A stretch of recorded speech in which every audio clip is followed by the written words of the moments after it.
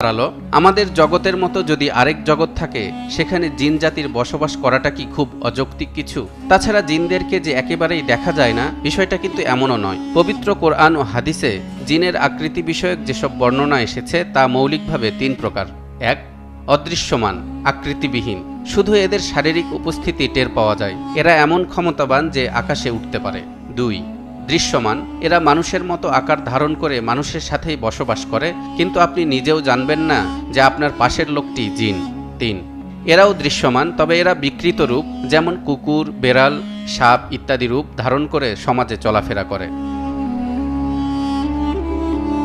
আধুনিক পদার্থবিজ্ঞানের এই থিওরিগুলো আবিষ্কৃত হয়ে জিন জাতির অস্তিত্ব অস্বীকারের পথ অনেকটা বন্ধ হয়ে গেছে। এমনকি অস্বীকার করার মতো কোনো প্রতিষ্ঠিত যুক্তি আগেও ছিল না। বরং পদার্থবিজ্ঞান সম্পর্কে মানুষের জ্ঞান যত বৃদ্ধি পাচ্ছে, জিনের অস্তিত্বের পক্ষে যুক্তি ততই